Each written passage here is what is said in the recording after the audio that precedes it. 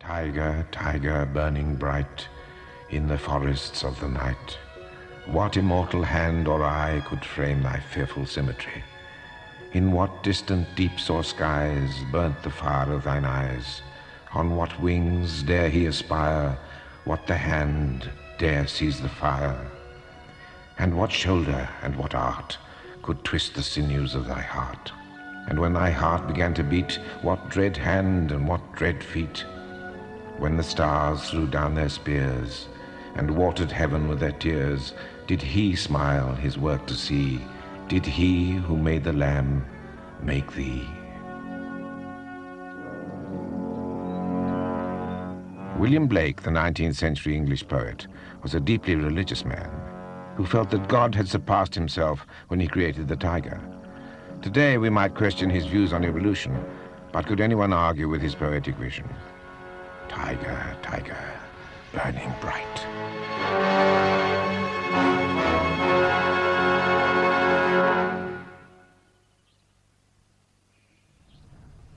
Tiger, the most elusive, the biggest, the most powerful, the most fearsome of the great cats. The cat with a reputation for preying upon man. Silent, usually hidden, deadly, and utterly beautiful. A superstar who rarely deigns to give a matinee performance by making his entrance upon the natural stage in the full light of day. By instinct, a walker in darkness, a hunter in the long shadows of the moon.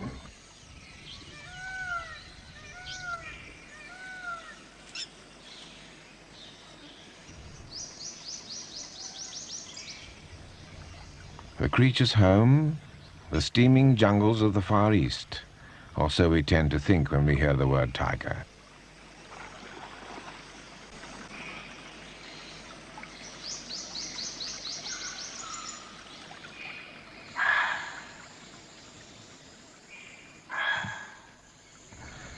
But the tiger has many homes, and once had many more. In some ways, the snows suit its hot temperament better than the tropic heat, as this rare Russian archive film shows.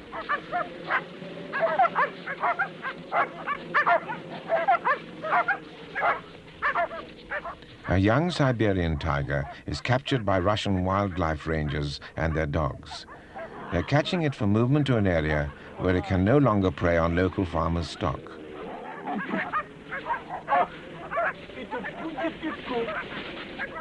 There are 6 races of tiger.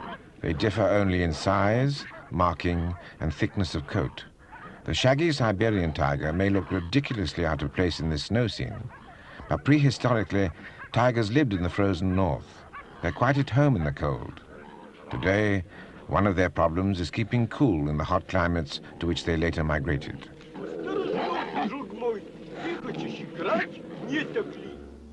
Tigers originated in the snows of Siberia. From there they were driven south by ice ages to the Near and Far East.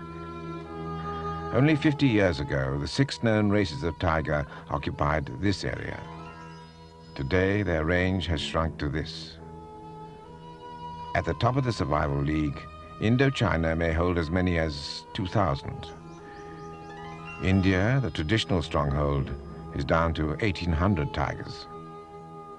The thick forests of Sumatra may hide as many as 800. The lowlands of Nepal, the Terai, contain 200. The Sundarbans of Bangladesh hold around 20. There may be as many as 12 Javan tigers left. Iran and the Caspian area continue to produce rumors of tigers, but no definite confirmation that they exist. China once had thousands, but they're not even protected there. The tiny Balinese tiger is thought to be extinct, leaving an optimistic world total of 5,000, declining all the time. Starting with the prehistoric saber-toothed model, the tiger has always captured man's imagination. This saber-tooth, which lived 30 million years ago, was only leopard-sized. From saber-tooth to modern art, the magic keeps its hold. Magic captured in Henri Rousseau's marvelous, if unrealistic, Tropical Storm with a Tiger.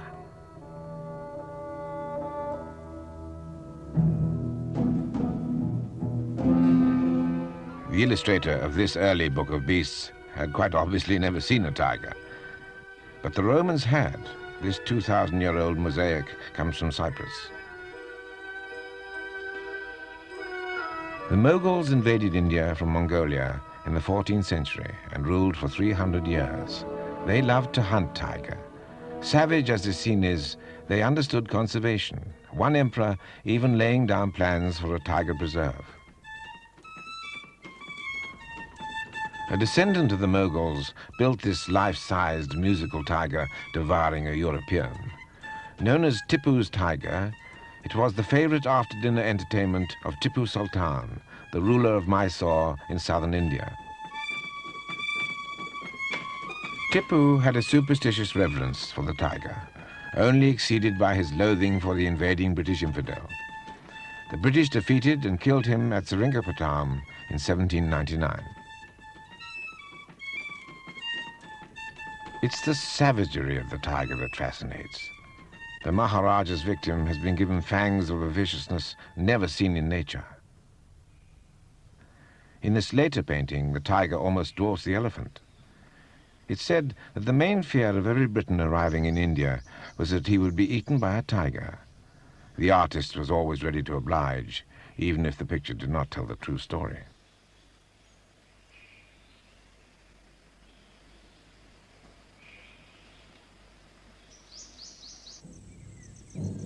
Throughout the Far East, the tiger is a magic animal. In Malaya, a single whisker ground up in a portion of tiger flesh or bone is said to kill a man. In Indonesia, tiger milk is a cure for sore eyes and powdered bone for dog bite. This is Tiger Balm Garden, an extraordinary monument to a cure-all that embodies in a single ointment most of the magical properties attributed to various portions of the tiger's anatomy. There is practically nothing that this panacea won't fix. Coughs, indigestion, stomachache, seasickness, and believe it or not, even halitosis.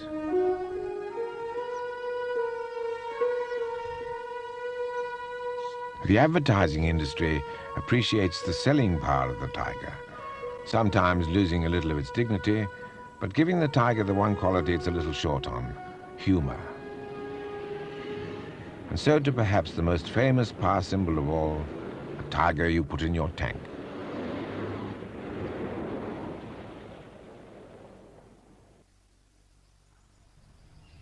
"50 years ago, there were 40,000 tigers in India. Today, there are fewer than 1/20th of that number. So what caused the disaster? Remembering the great tiger hunts of the Maharajas, it's tempting to answer the gun, but that would be far less than the truth. Let's go back to one of those incredible tiger hunts and see what went on and how, if at all, it affected the future status of the tiger. This unique early colour film was shot for his own personal record by Lord Linlithgow, Viceroy of India in the late 30s. The hunt has been set up in his honour and that of the First Lady, the Vicereine.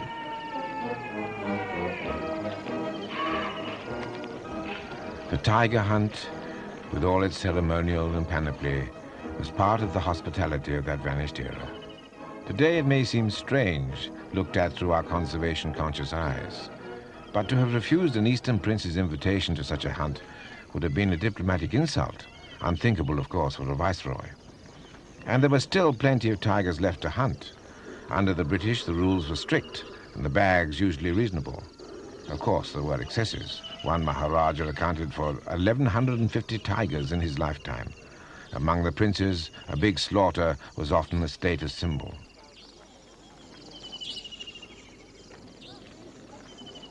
Everyone was mounted on elephant back, including the beaters, who moved off to encircle a large tract of country known to contain a tiger.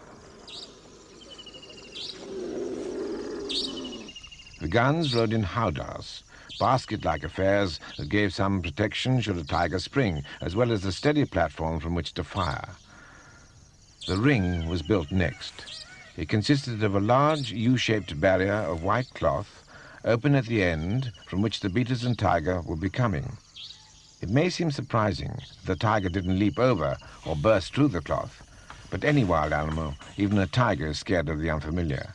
To it, the cloth is an impenetrable, encircling wall. At last, far off, the beaters are coming. The guns on their elephants wait nervously outside the ring.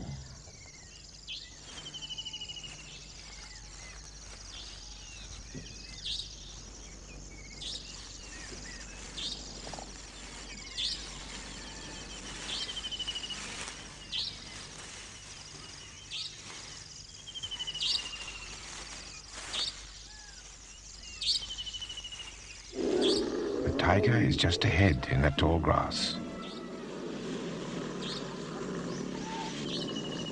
And there, suddenly, is the tiger, clawing at that rare elephant.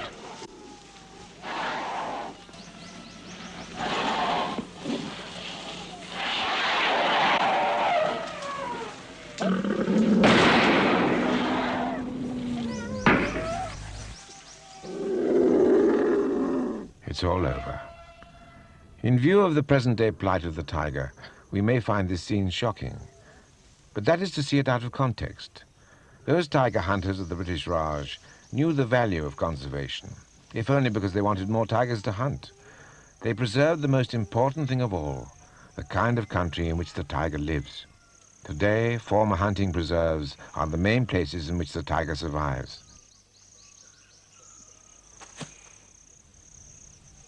The hunter's classic pose. It belongs to the faded photo album, yet the tiger owes much to it. This, rather than the gun, is the weapon the tiger must fear today.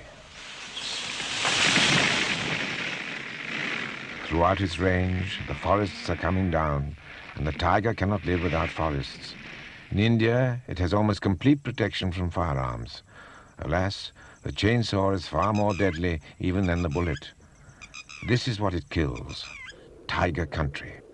Country not only for tigers, but for every other large wild animal.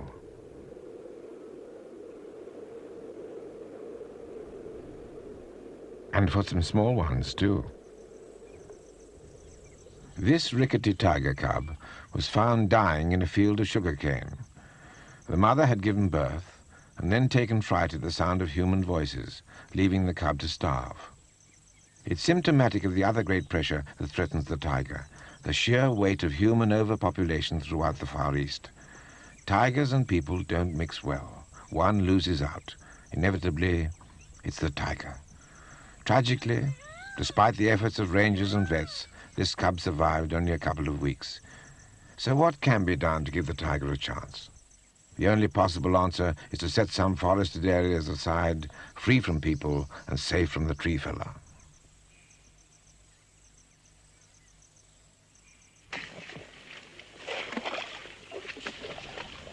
Such an area is Tiger Haven and the Dudhwa National Park on the opposite bank of the Neora River in northern India. Dudhwa has forest, full protection by the Indian government, and a stock of wild tigers.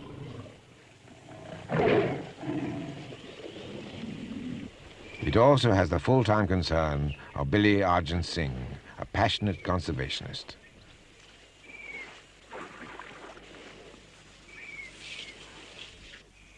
Arjun Singh believes that the time will come when wild stock can be reinforced with tigers bred in captivity, provided the habitat is protected.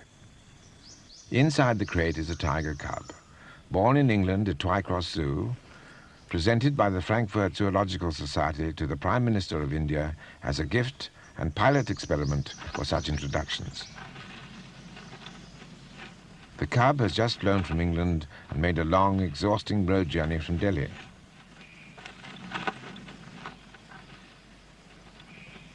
Arjun Singh supervises her disembarkation outside his farm at Tiger Haven. Her name is Tara, which means star, and she is 3 months old.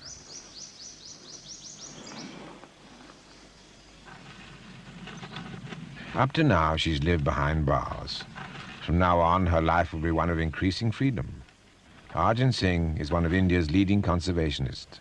He has just been honored by the World Wildlife Fund, which subscribed $1 million to India's $5 million Project Tiger, an all-out drive to save the animal in the wild. Arjun Singh has an extraordinary rapport with big cats. Even for him, to teach a zoo-born tiger to go wild is not a light undertaking. But he had already successfully reared and returned 2 leopards to the jungle. It might be a long process, but he felt reasonably confident he could do the same with Tara.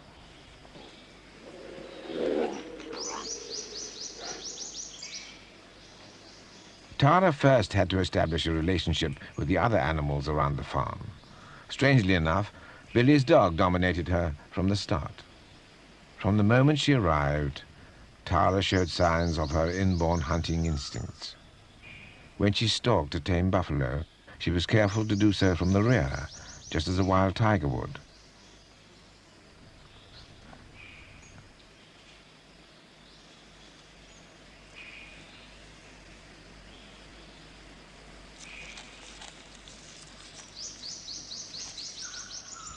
Tigers don't become fully independent until more than 2 years old. Tara's education might take even longer. If it succeeded, it would be well worth it. Natural regeneration of tigers is slow, usually only half the litter of 2 to 4 cubs surviving. She had to get used to living with elephants and vice versa. The elephant is distinctly uneasy at being followed so closely by a tiger, even such a small one. Arjun Singh's elephants meet quite a few wild tigers in the national park. They're trained to be steady in the presence of an enemy who will, under provocation, sometimes spring at them.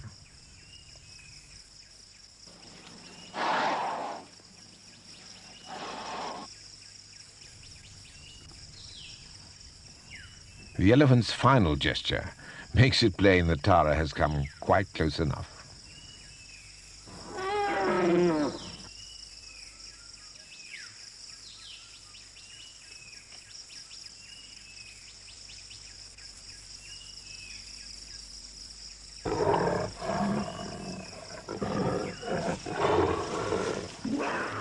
What threatened to be the trickiest introduction of all passed off quite peacefully. Harriet is the female leopard whom Billy has already taught to live wild, but she often returns to the farm for visits and showed herself quite willing to play with Tara.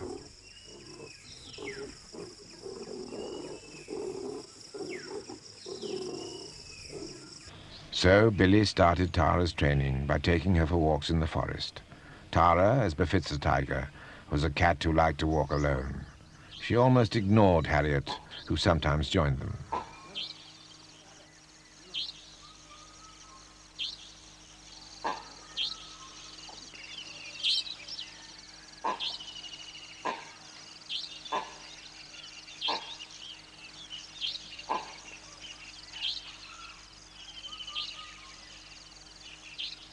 Tara lets off steam in the chilly, early morning air. These early walks served a useful purpose, to get Tara used to the sights and sounds of the forest.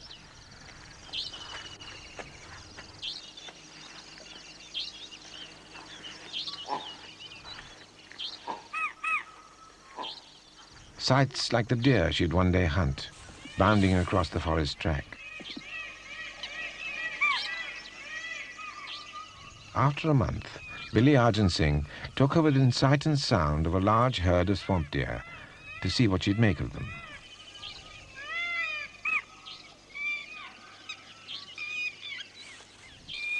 Arjun Singh has no illusions about the future of Tara's kind. He repeatedly points out that fewer than 300 of India's estimated 1,800 tigers live in protected forests. The remainder he calls forgotten tigers, safe from firearms and the now illegal trade in tiger skins, but completely at the mercy of anyone who wishes to destroy their homes for a short-term profit in timber. He hopes his government will act to protect the forests in all of its 14 national parks and 135 sanctuaries, not just 3 parks as at present. Otherwise, what is the sense of teaching a tiger cub like Tara to live free in the wild, when the wild may no longer be there?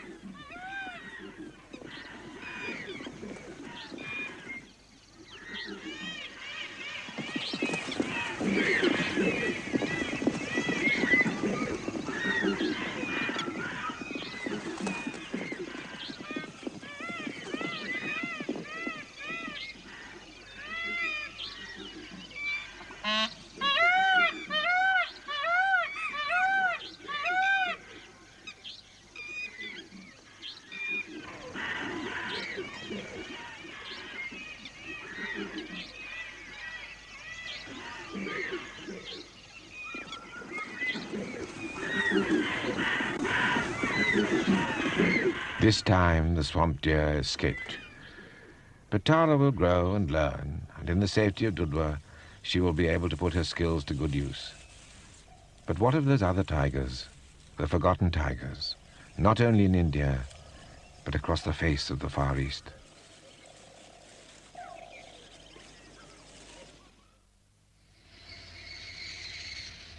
The tiger, secretive and solitary, as menacing as a hidden assassin treacherously lying in wait to kill. Well, that's the way we've been brought up to think of it.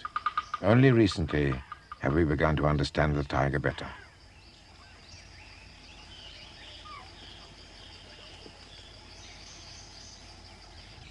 The tiger would far rather hunt wild animals than man. Those are his natural prey.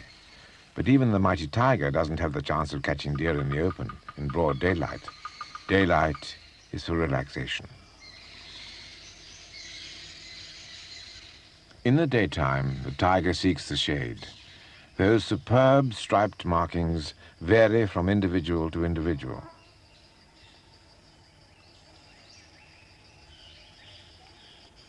The white spots are used as an aggressive signal when the ears are turned forward.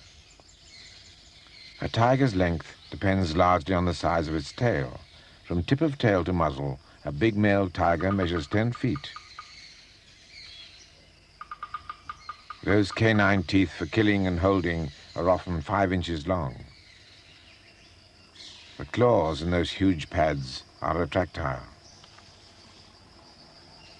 The tongue used for tearing hair and skin from prey is as rough as a rasp.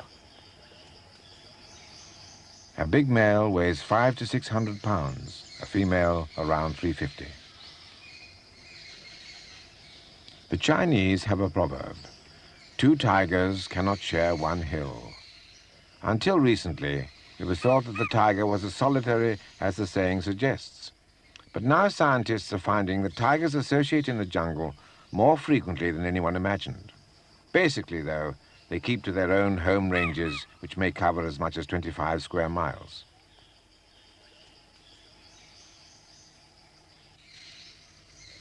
They have an effective system of letting each other know who is around by roaring and by scent marking.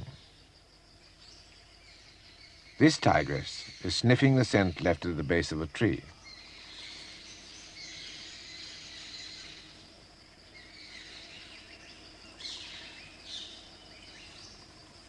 That face she's making means that what she has detected is her own scent. Tigers have a rather poor sense of smell. At least they don't seem to use it when hunting to find prey. At short range, when detecting each other's scent, it's obviously adequate. But then the scent glands of a tiger produce powerful stuff. Its smell has been known to last for 3 weeks. Tigers vary in color from tawny yellow to orangey red. The striped pattern provides perfect camouflage amid trees or in reeds and tall grass. When ears are laid back, it usually signals aggression, or anyway, action. Tigers have been known to leap 18 feet into a tree in an attempt to claw a hunter perched in the branches. Normally, though, they're too heavy for tree climbing.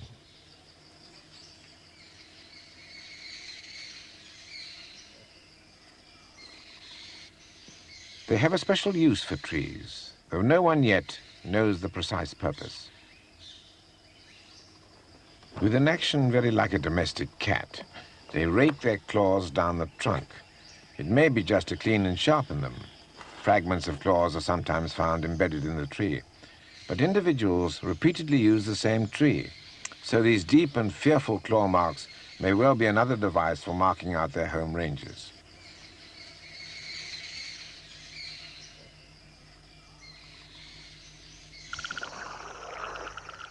A mugger, a big marsh crocodile, launches himself. A tiger has disturbed him.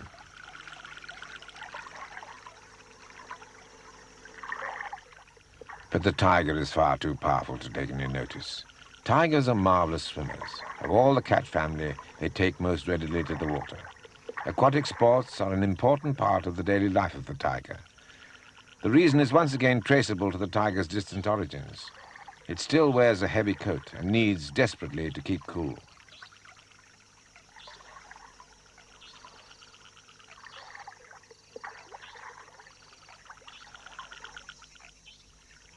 In the Sundarbans, a swampy mangrove area on the coast, the tigers regularly commute between islands, swimming confidently across open water.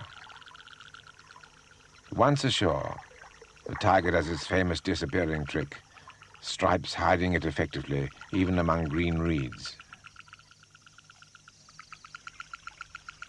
A glamorous Indian lady takes her daily bath. On the opposite side of the river, a magnificent adult male lies full length to while away the hot hours of the day. He lives in Dudhwa National Park. He's never been hunted. He's watchful, though, even of those floating leaves. But he's not in the least apprehensive. If someone appeared on the riverbank, he'd almost certainly run away. It was once thought that all tigers were potential man-eaters, but now we know better. That crocodile is far more dangerous to man than the tiger. Jim Corbett, the great hunter-naturalist, estimated that perhaps 3 in every 1,000 tigers turned man-eater. They did so usually because they'd been wounded in jaw or teeth and could no longer hunt their natural prey. Or perhaps they'd eaten an unburied human body. Whatever the reason, they were the rare exception and had to be killed. The legend of the man-eater came mostly from hunters who often had very good reason to fear the animal they hunted. Left alone, the tiger is no more cunning or treacherous than any other predator. Anyway, such values, whether applied to tiger or crocodile, are purely human ones. The big male leaves the water. He has sensed he's being watched. Perhaps he heard the camera running. Now he's a little worried. But his reaction is typical. Though he looks horribly menacing, he's simply reassuring himself that there's no immediate danger to him.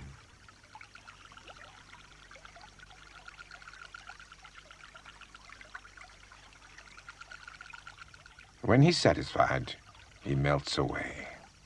A Victorian hunter wrote once, "You will on no account move into a jungle infested with tigers without your rifle in your hand and both barrels cocked." Well, that's the kind of thinking that gave substance to the image of the sinister, silent killer. The tiger is mainly a hunter by night, but sometimes at dusk or in the early morning. His taste in food is surprisingly wide. Birds, frogs, fish, even mollusks. But principally he seeks big meals. Buffalo, bears, young rhino, and of course deer. He's a prodigious eater.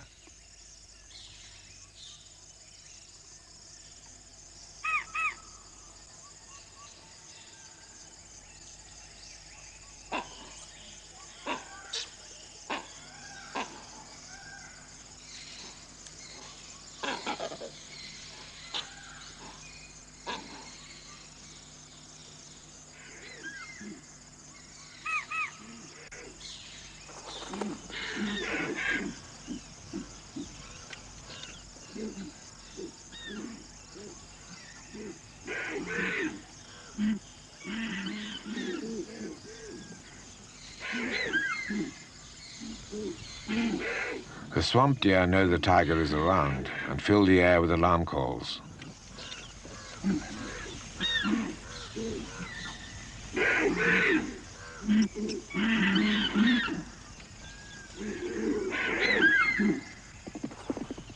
This time they escape. They frequently do. The tiger often goes 3 days without making a kill. Though a tiger sometimes eats 100 pounds of meat at a sitting, he doesn't turn up his aristocratic whiskers at a monkey. These grey langurs spend a lot of time on the ground and are therefore fair game, if the tiger can catch one. The drama is caught in slowed-up action.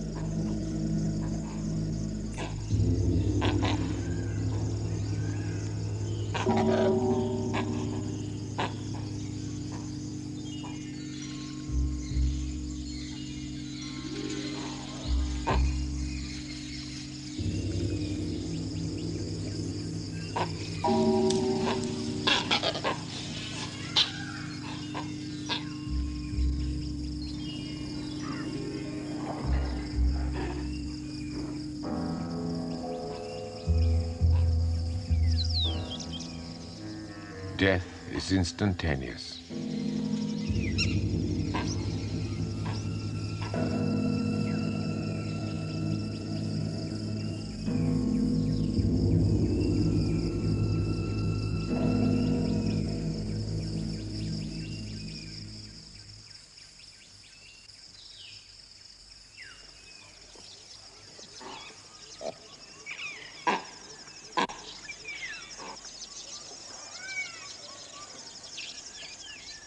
Because tigers are essentially nocturnal, filming them at night calls for intensive preparation and highly specialized camera equipment. Traditionally, hunters build a hide or mashan high in a tree and sit there all night if necessary until the tiger passes below.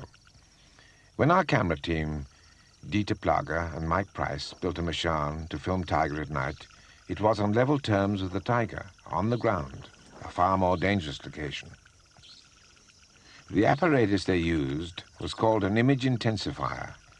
Attached to a movie camera, it enables normal lenses to see in the dark.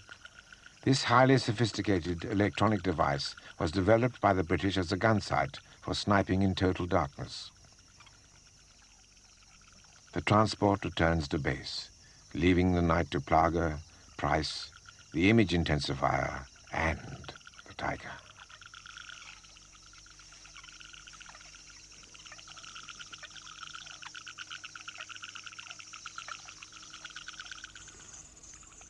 When darkness falls outside, the tension builds up. So do the mosquitoes. The intensifier is switched on. A shape approaches on the far bank.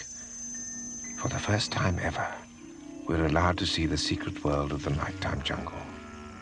The prehistoric bulk of a great one-horned rhinoceros looms out of the darkness. Perhaps the rhino is cautious because she knows that night is the time when the tiger prowls.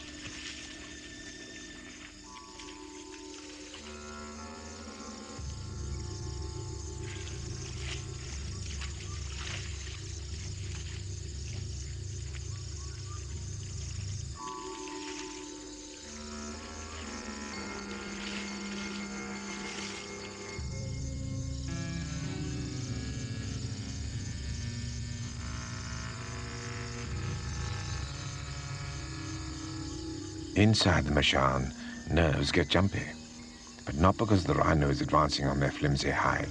They know the rhino would shy away rather than touch it, but because some eerie sense tells them the tiger is very close. So intent is their concentration on the rhino that they little know how close.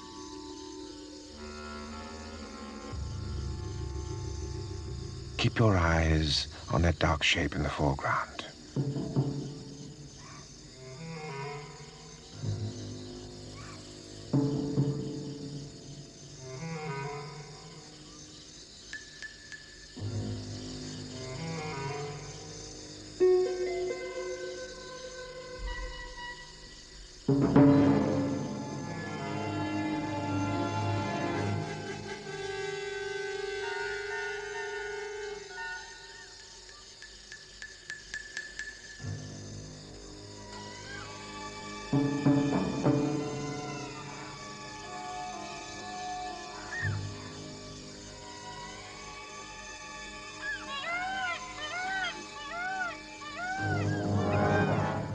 The victim is a young buffalo. The hog deer calls and stamps its foot in alarm.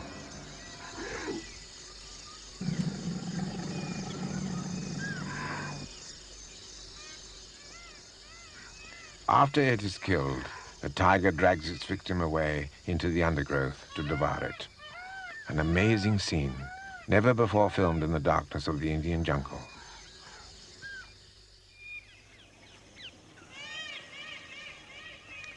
The camera team's eyeball-to-eyeball meetings with tigers were usually in daylight. Eyeball seldom came closer than the day on which Mike Price climbed alone to the hide he had set up on a tiger trail in Chittawan National Park. Chittawan is a former royal hunting area which His Majesty the King of Nepal has declared a national park.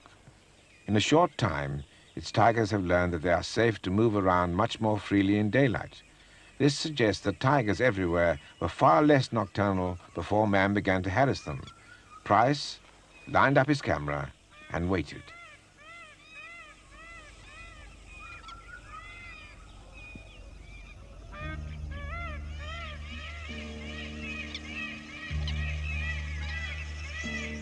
It can be a lonely business waiting for a tiger in a canvas hide.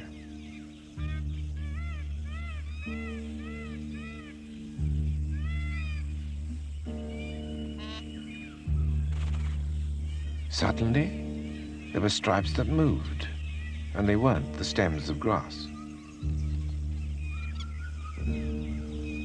Even if you know about tigers, this is the moment when you have to persuade yourself very hard that only 3 in 1,000 eat people.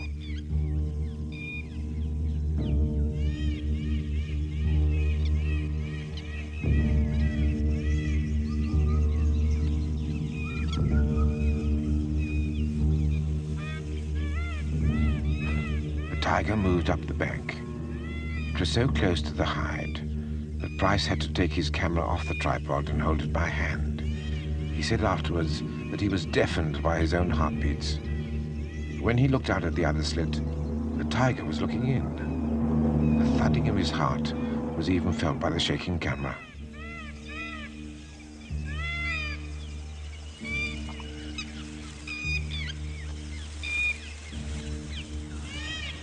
The tiger was one of the other sort, of 997 non-man-eaters living up to its improved image.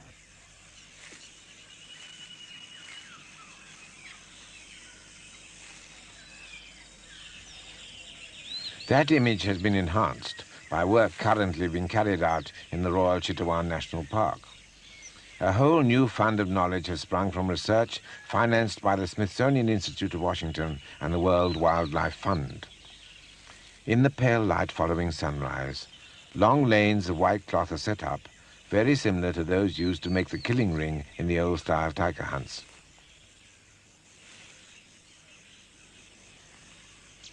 This time the ring is not closed.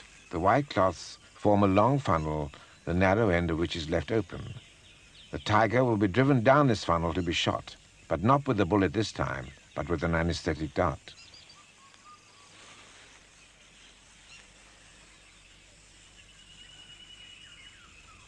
The darter is a Nepalese scientist, Kirti Tamang, who was trained at Michigan State University.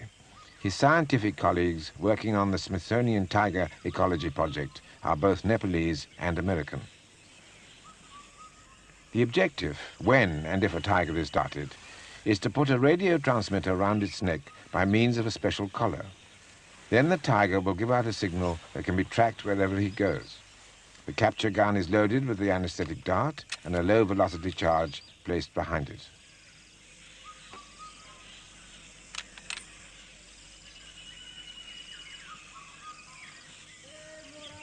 Just as in a tiger hunt, the beaters are mounted on elephants. This is what's meant by tiger country. Grass 25 feet high. The tiger is some way ahead and not particularly alarmed.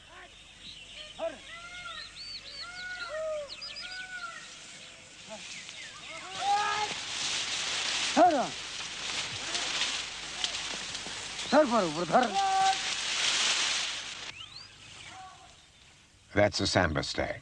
For him, too, the beaters are still far distant. Any moment now, spooked animals will begin to run. There goes a sambar. The next customer is in a state of primordial confusion. The rhino huffs and puffs, snorts and wheezes, not sure which is the correct course to take. But then rhinos are not particularly bright, and in emergency tend to look for something or somebody to charge.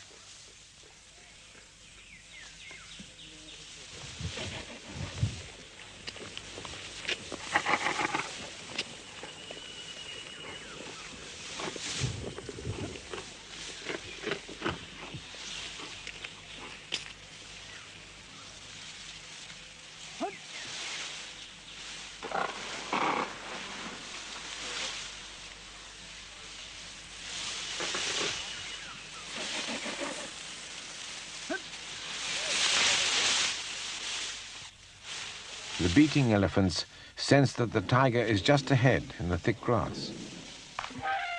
A whack on the backside to persuade the lead elephant that it's better perhaps to face the tiger than an angry mahout.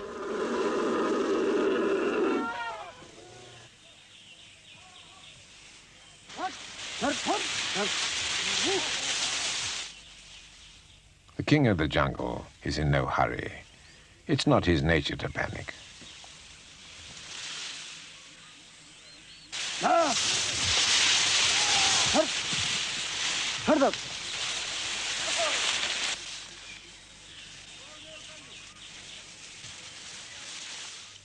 Kurti Tabang has done this often before, but it doesn't stop his palms from sweating.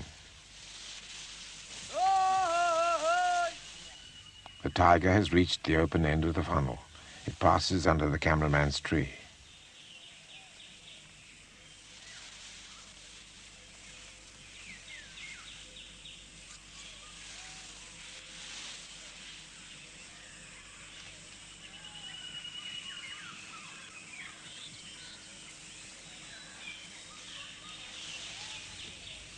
The dart safely home. It hit fair and square. Now the tiger will run a little way before the drug begins to work and it becomes unsteady and collapses. It must be watched closely and followed.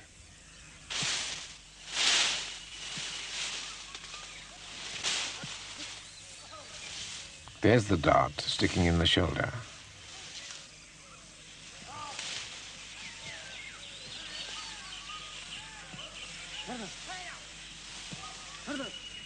The tiger won't get much further. 5 minutes is the maximum time the drug needs to take effect. But the animal could easily be lost, at least temporarily, inside those 5 minutes. Kurti Tamang approaches his peacefully sleeping victim, a magnificent adult female.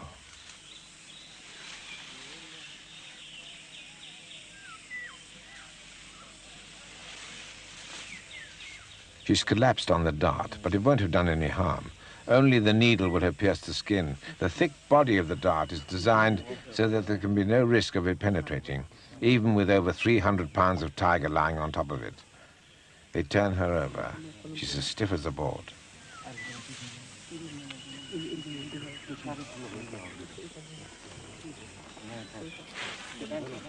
The Smithsonian scientists decided that the only way of learning about tiger movement and behavior in the dense vegetation of the jungle was to track them down by radio. The anesthetic dart made this possible without harmful after effects.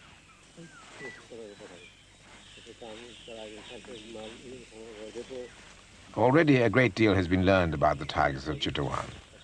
That pillow of leaves, by the way, is to prevent the unconscious tiger from breathing in dust. One thing that has been discovered by radio tracking is that though the tiger is essentially a loner, it's a lot more sociable than anyone imagined. Tigers socialize far more at kills than was previously thought.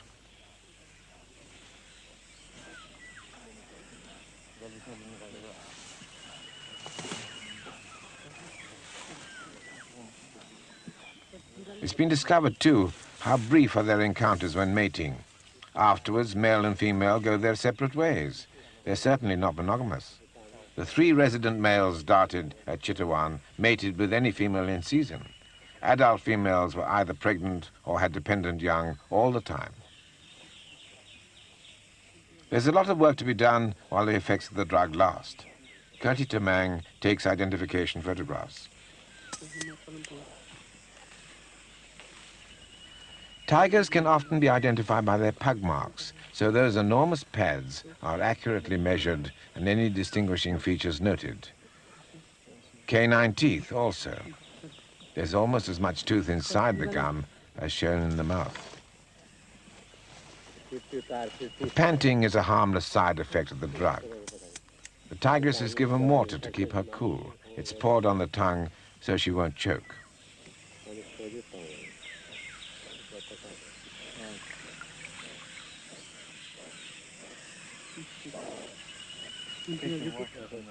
It's time for the radio collar to be fitted.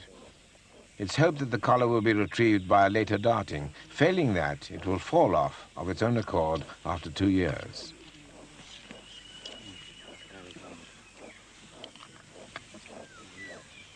Each miniature transmitter has a different wavelength, so it's a simple matter when tracking to identify which animal you've located. A check to ensure that the transmitter is putting out its signal.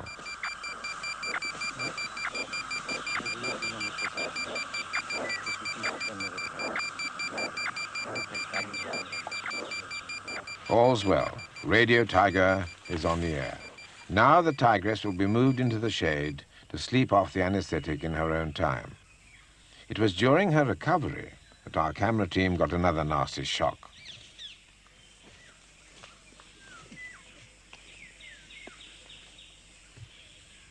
As the tigress was beginning to come round, Mike Price ran out of film and had to climb down to fetch another magazine.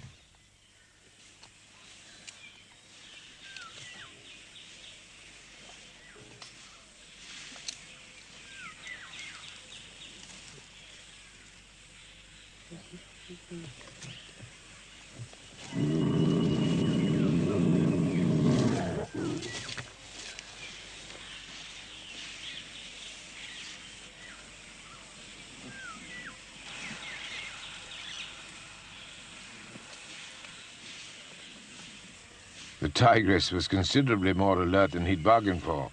Mercifully, the drug hadn't entirely worn off. But it did so very shortly afterwards, and she made off a little unsteadily into the jungle.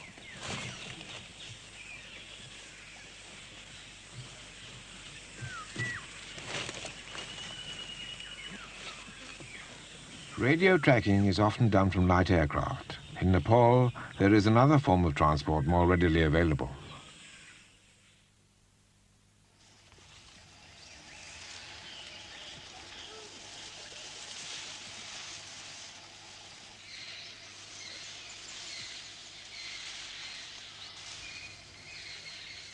A good deal of the Smithsonian Project's tracking has been done from elephant back.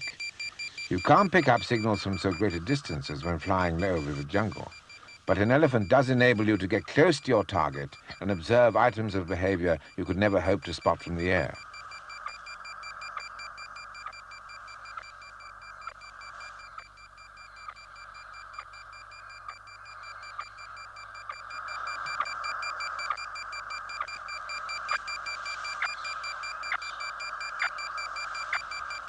From an elephant, the range of a transmitting tiger is anything from 3 kilometers to 30 yards.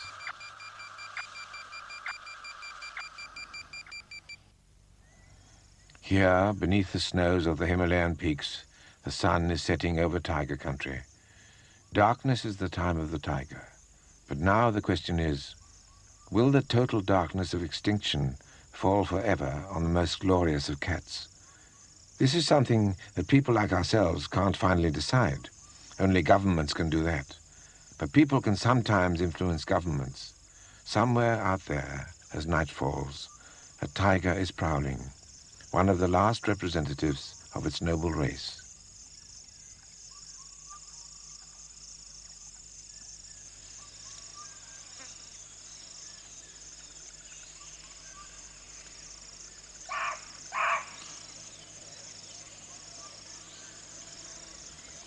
The deer move nervously as the hunter approaches.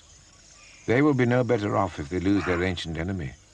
The land that supports the tiger supports them also.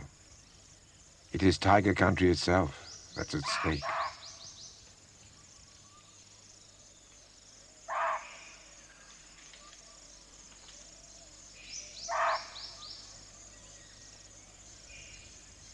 But it's not their turn yet. Anyway, not this particular night. A tiger has killed elsewhere. What you are about to see is something that may be given to few people ever to see again. 4 tigers together on a kill. This extraordinary scene was filmed in the Royal Chitwan National Park.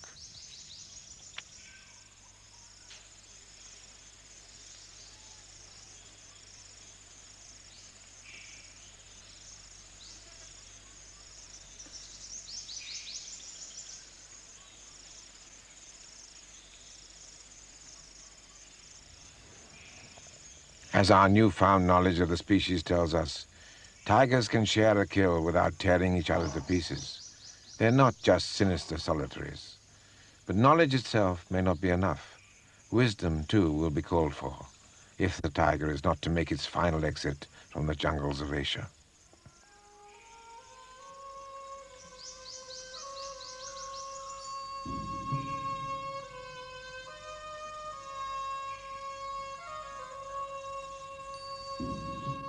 That man of religious visions and great artistry, William Blake, put it best when he wrote, "Tiger, tiger, burning bright in the forests of the night." The question is, how long will there be forests for that tiger fire to shine in?